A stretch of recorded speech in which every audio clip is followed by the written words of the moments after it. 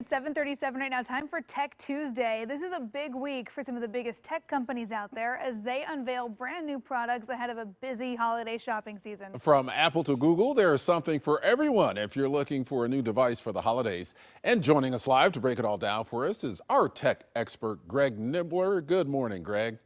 Good morning. Yeah, definitely an exciting week for new tech products. And it started off yesterday with Apple with two new Apple MacBook Pros. So this is a huge thing for Apple laptop fans. You got a 14-inch and a 16-inch. They both use the M1 chips. So it's a new chips, actually, M1 Pro and M1 Max. And what that means is faster computers. And this is more of Apple's push away from Intel chips. So there's a big rivalry right there. But yeah, definitely faster is what they're promising when it comes down to that side of things. But what do they look like? So this is the first big redesign for them physically since about 2016. And one of the big things that Apple did this time was actually listen to Apple fans, and they gave you more ports. We're probably all used to using dongles now for everything because there's just not enough ports on your laptops, right?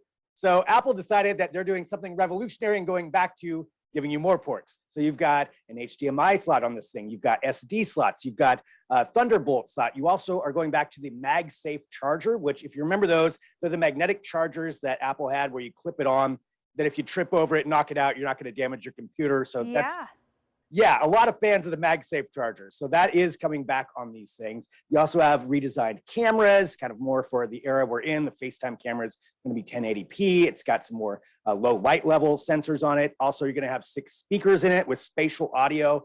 And so a lot of bells and whistles that come with it with a very big price. So the new Apple MacBook Pro 14-inch starts at $2,000. Starts at $2,000. Okay. The 16-inch is $2,500. So you're going to pay for it. You know, if you're a programmer, designer, somebody who works in a lot of video, this is probably the one that you're going to want to get. If you're an entry-level laptop user, maybe that's a little bit steep of a price. Yeah, I was going to say that's definitely that's a hefty, but the MacBook Pro, that's like, you know, people who are using the laptop for work, right? And you're doing all your projects on there. It's a big investment. I don't know that I want my face on a Zoom call in 1080p. Do we need a better camera on the computer? Ooh, I don't know about that. Yeah. Yeah, that's very true. Yeah, so they had that, and they also had new AirPods as well. So AirPods 3, the 3rd generation of those came out. So a lot of things kind of coming out with this announcement, but I think that the MacBook Pros are the big one there. Interesting. Okay, well, not to be outdone, Google, they have some big stuff coming out this week as well.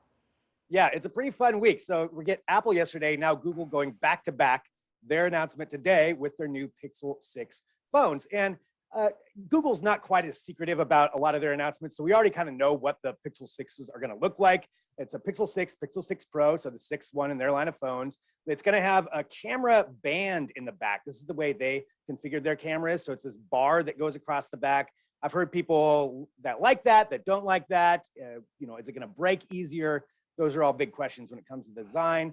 The cameras are going to be good, though. Google's always are. You're going to have an ultra-wide camera on each of these. The Pro is going to have an optical zoom camera on them. So that's going to be great. But really what a lot that I think people are looking forward to with Google is what their software is going to do. Because they can bake all that in there. And that's where they get kind of creative. There's supposedly going to be a new software add-on for Google Photos called Magic Erase or something along those lines, to where if you have a photo and say somebody's photobombing you in the background, or you don't like somebody who was in your photo previously, there's a Magic Erase button that you can just press and it just erases them from the photo and fills in the background. So that's a feature that we could be getting today. Some other ones to fight blur, maybe some instant translation features, which we've seen some of that, but maybe something that could actually like in real time translate the language, perhaps with a Pixel Bud, so it's right in your ear. Oh wow! You know, going full on sci-fi kind of stuff, but really really cool. So we're hoping to see a lot of that, like a lot of those kinds of software features, and you know maybe some AR. Maybe we'll get a foldable phone. That's another possibility, but it should be a really good presentation. And the Pixel 6s are looking like they're going to be pretty good, and they're coming in pricing a lot lower than iPhone or Samsung, because that's another move that Google's making. So maybe around like even $599, which sounds expensive, but that's cheap now for a high-end phone. Yeah, for a high-end phone. Yeah, that's not bad. Yeah, that isn't bad at all. Well, you know, I've really been impressed with the advances in virtual reality over the past few years. And, you know, those virtual reality glasses are really cool. And there are some new ones out that are not focused on gaming. So tell us about that. Yeah, this is from HTC Vive, one of the biggest VR manufacturers out there. And this is their new headset called Flow.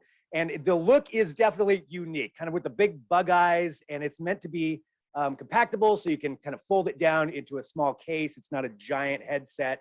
And that is kind of what they're doing. They've got some games on it, but they're really focusing more towards people who don't use VR currently. And they're advertising things like meditation programs, brain training was one of the things they said, and then collaboration and social meetings. So they're targeting more toward that audience. And that's something that I think a lot of VR companies really haven't done yet.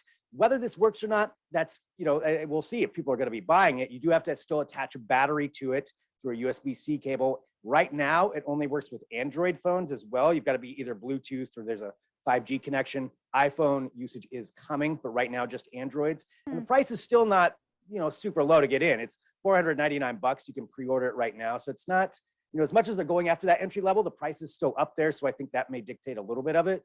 But I like to see people moving in this space and trying different things out. Interesting. Yeah. They do have kind of the Willy Wonka bug eye effect. Yeah, no doubt about it. Plus, Yeah, I don't know if I steampunk. want a pair of glasses like training my brain. Yeah? though. Yeah. I don't know. Yeah, there's that aspect too.